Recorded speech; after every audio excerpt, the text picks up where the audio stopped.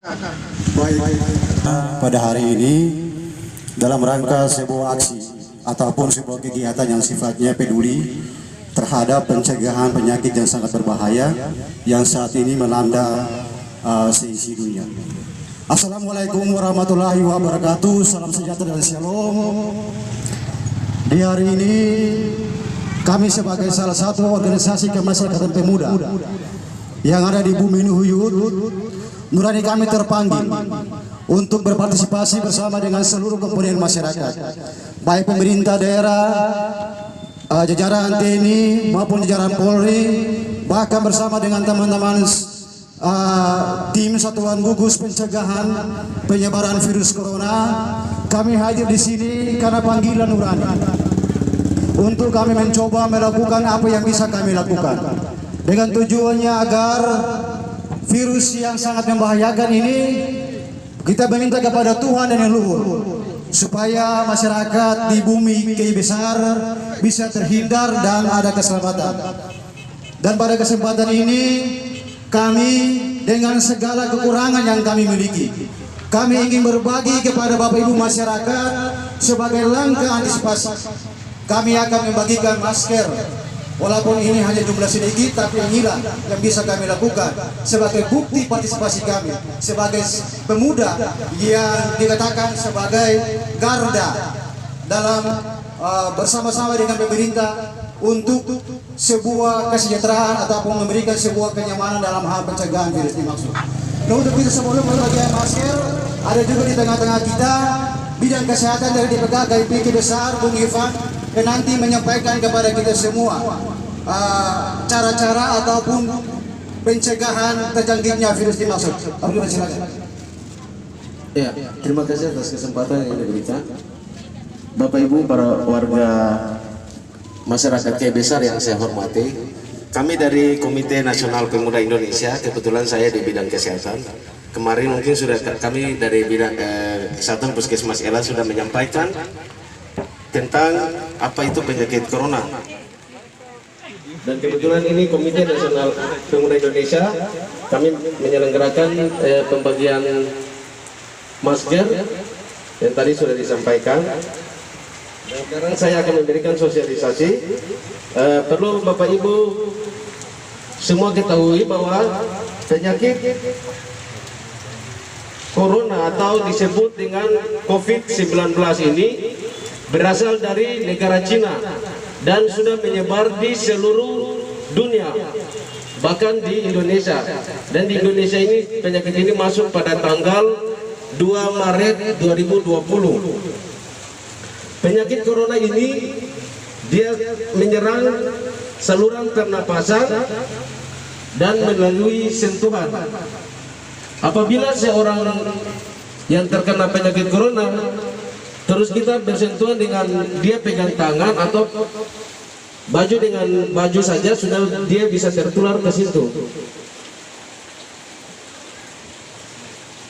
Terus masa inkubasinya itu 14 hari. Masa inkubasi itu artinya proses penularan.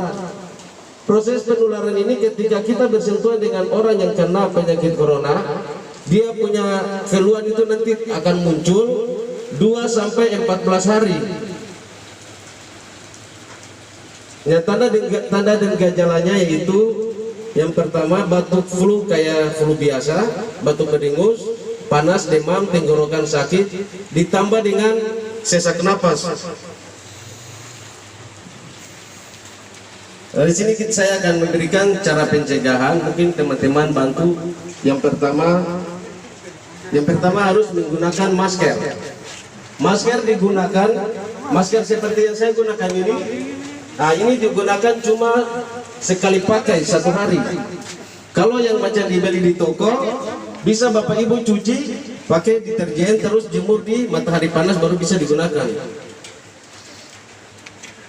Kalau memang ada yang batuk menggunakan masker, kalau yang tidak menggunakan masker nanti dengan cara lengan batuk atau batuk seperti begini ke lengan sebelah. Terus ini saya akan memberikan cara cuci tangan yang baik.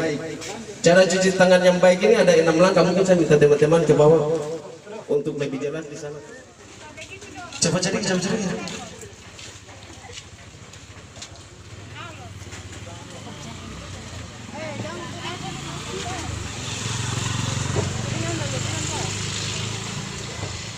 Ya Bapak Ibu mohon perhatian, nanti kita sama-sama praktek.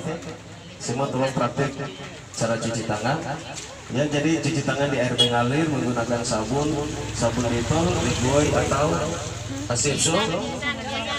Kalau memang tidak ada air yang mengalir, nanti minta bantu satu siram supaya sabun dengan bakteri apa semuanya itu bisa keluar langsung jatuh ke bawah. Ya, ini 6 langkah cara cuci tangan. Yang pertama, kita basuh tangan dengan air, terus gosok sabun, terus langkah yang pertama, telapak tangan digosok, ya digosok kuat, ya kuat, usahakan terasa bahwa kotoran itu keluar.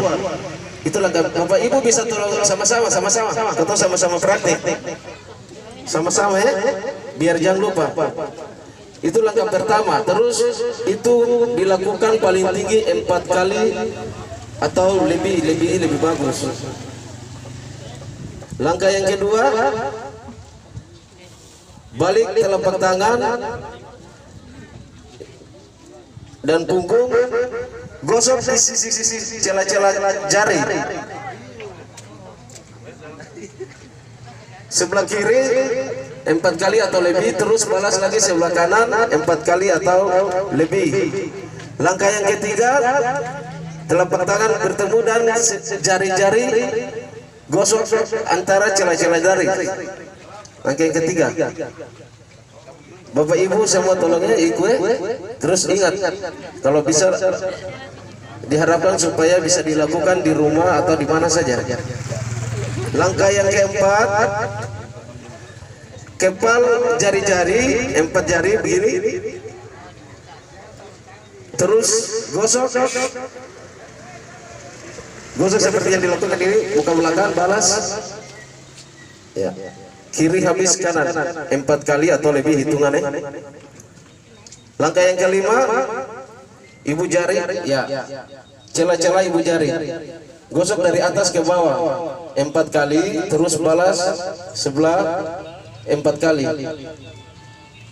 Langkah yang terakhir, satukan jari 5 jari, terus gosok ke tengah-tengah telapak tangan, berputar, gosok kuat, gosok terasa bahwa itu kotoran ada keluar, terus balas sebelah lagi 4 kali atau lebih. Dan setelah itu dibilas dengan air, terus dilap. Itu 6 langkah cara cuci tangan. Kita harap supaya nanti Bapak Ibu yang ada di sini bisa mengajarkan kepada yang lain yang ada di rumah. Itu pencegahan yang berikut, makan makanan bergizi yang mengandung vitamin C dan E. Bapak Ibu, makanan yang paling bergizi yang ada di vitamin C dan E itu sayur kelor, terus pepaya dan toge atau kacang tumbuh. Ya, kalau kotoran konsumsi itu dia fungsinya untuk ketemu punya antibodi, faktor imun. Kebiasaan orang kesehatan bilang imun. Antibodi itu dia melawan penyakit, jadi bukan penyakit corona saja, penyakit apapun. Kalau kotong konsumsi makanan itu yang banyak, biar kotong bersentuhan dengan orang corona juga kemungkinan besar kotong tidak akan dapat, karena apa, kotong punya antibodi kuat. Jadi diharapkan supaya konsumsi makanan yang lain juga, tapi yang paling banyak mengandung antibodi vitamin C dan E itu ada di kelor, toge dan pepaya. Terus disarankan untuk banyak minum air hangat. Air hangat sehari itu 2 liter, ukuran botol aqua besar. Ya, banyak konsumsi air hangat. Dan satunya lagi berjemur di matahari terik. Jadi matahari itu yang paling bagus berjemur itu jam 8 sampai jam 4 sore yang bagus, tapi berjemur paling tinggi 10 atau 15 menit, lebih juga lebih bagus. Terus menggunakan pakaian, contoh macam ini disarankan kotoran kan tinggal harus di rumah saja, ya. Tapi kalau keperluan mendadak baru keluar. Ya, contoh seperti bapak-bapak ibu yang ada di sini, yang mungkin melakukan aktivitas yang mendadak, diharapkan supaya ketika pulang pakaian yang sedang digunakan ini langsung dilepas dan ditaruh di bahan deterjen seperti rinso, direndam. Terus biar perlu ditambah dengan air panas. Kenapa? Kotoran tidak tahu, karena virus ini dia 42 sampai 14 hari baru dia punya gejala muncul. Jadi kotoran tidak tahu kalau kotoran ada bersentuhan dengan orang yang kena corona, terus kotoran pegang, kotoran kocok-kocok mata, kocok hidung, tidak secara langsung kotoran sudah dapat.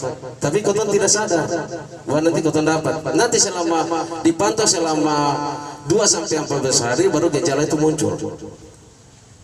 Dan sampai sekarang ini kotong punya alat deteksi juga tidak ada, karena RDT ini alat pemeriksaan itu belum sampai dikirim ke kotoran sini. Mungkin nanti kotong ada dari puskesmas buat racikan sendiri untuk penyemprotan, tapi belum dipastikan bahwa dapat semua atau tidak.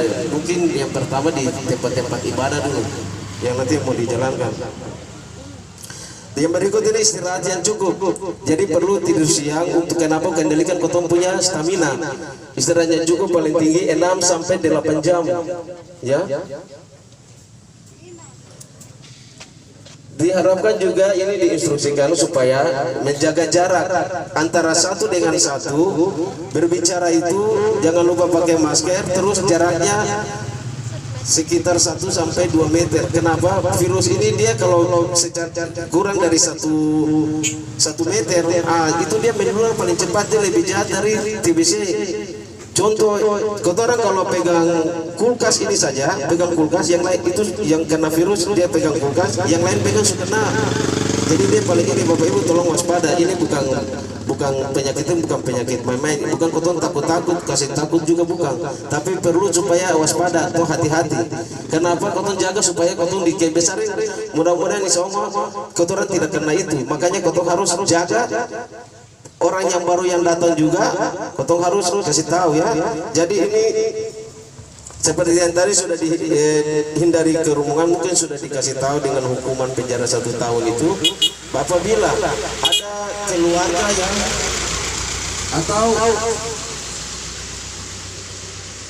ada keluarga atau orang dari luar daerah, terlepas dari Tual, Ambon, Jakarta, Jogja, Makassar, Surabaya atau dari manapun, tolong disarankan supaya tinggal di dalam rumah itu selama 14 hari seperti tadi, 14 hari, supaya kotong pantau bahwa dia punya gejala yang seperti corona itu muncul atau tidak, atau biar perlu dilapor ke kotoran pihak puskesmas, pihak kesehatan ya, kalau ada warga baru. Terus nanti kita punya nomor HP call center puskesmas elit itu Bapak Ibu bisa ketik di HP sekarang juga. Kalau memang ada ketemuan atau ada keluarga yang sakit seperti gejala yang tadi itu ya, sesak napas, batuk beringus, panas demam, tenggorokan sakit, sesak napas, itu nanti segera tolong hubungi di nomor call center puskesmas 0852 4381 8117. Saya ulangi lagi, 0852 4381 8117. Iya. Bapak Ibu, mungkin itu yang saya sampaikan, dan ada informasi lagi baru bahwa sekarang ini kita punya ODP. ODP itu orang dalam pengawasan. Orang dalam pengawasan ini ada di Raharing atas ya. Tolong juga ibu-ibu yang ada di pasar, kalau sempat dengar yang lagi berjualan di pasar sana, pasar sayur sana, tolong kalau memang sempat dengar juga yang selalu kunjungi warung-warung di sini, terutama warung yang di Ibu Dian sana, karena kemarin ada terjadi bahwa begini, pasien ini dia orangnya dia bukan pasien ya, ODP, sorry. Pasien ini dari luar daerah, orang ini dari luar daerah. Dia sekarang isolasi maksudnya seperti tadi saya bilang bahwa orang yang baru datang harus tinggal di rumah selama 14 hari. Nah, orang yang di Rahareng atas ini dia sekarang tinggal di rumah dipantau selama 14 hari. Kemarin dia punya gejala muncul batuk beringus, tapi sudah dikasih obat sembuh. Kemungkinan itu sebentar.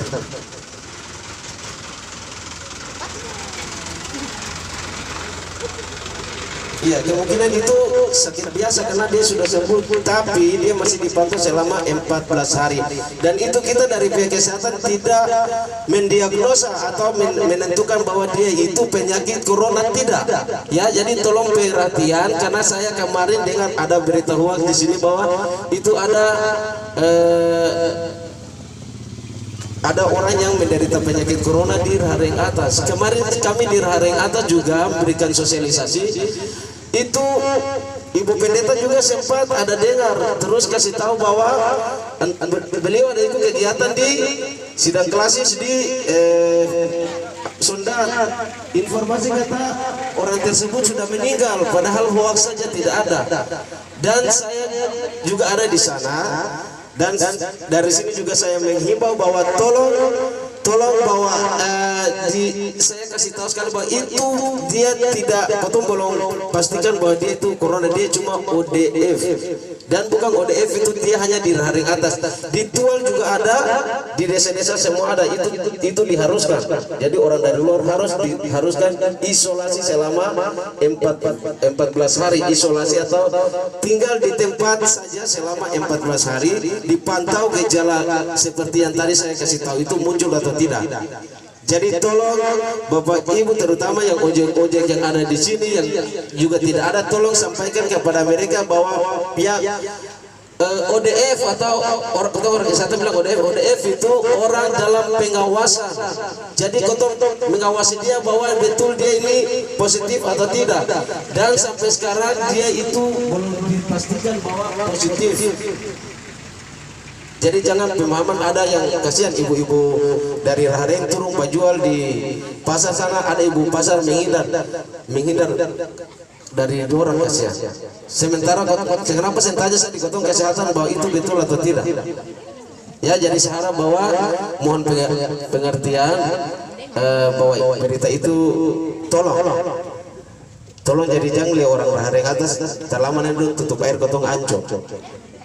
Iya, mungkin itu dari kami saja atas perhatian kami sampaikan. Banyak terima kasih dengan harapan semoga apa yang telah disampaikan tolong dilaksanakan. Wabillahi taufiq wa hidayah. Wassalamualaikum warahmatullahi wabarakatuh.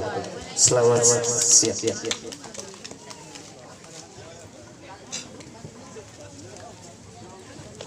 Ya, baik, terima kasih atas penjelasan bagi ketum semua. Mudah-mudahan dengan penjelasan singkat tadi dapat dilaksanakan demi dan untuk kesehatan ketum bersama. Jadi selanjutnya saya minta teman-teman pemuda untuk bergeser masuk ke pasar, lalu tolong bagikan itu masker kepada ibu-ibu di pasar. Karena stok terbatas, jadi ketum menentukan ibu dan sebagainya dulu. Motor 65. Satu. Motor 65. Beda 10 kalau lebih. Bisa nih, Ibu. Yang sudah gas buka. Berapa? Ini 3 aja itu, cuma sedikit saja. 5. Ini 3. Tapi langsung jalan ke belakang ke pasar lagi. Ayo. Masih di pasar.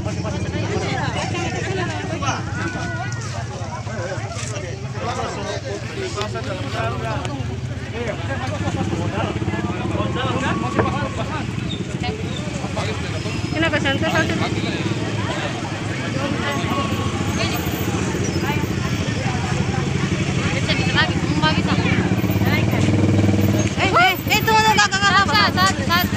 Santai saya juga. Pegang.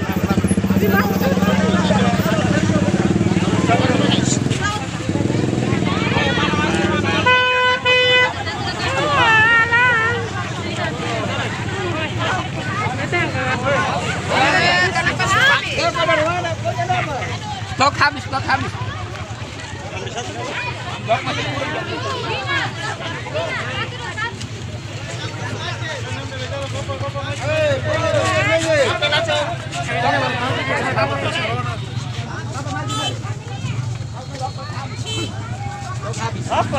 Bagi itu yang kamu tangan itu. Habis.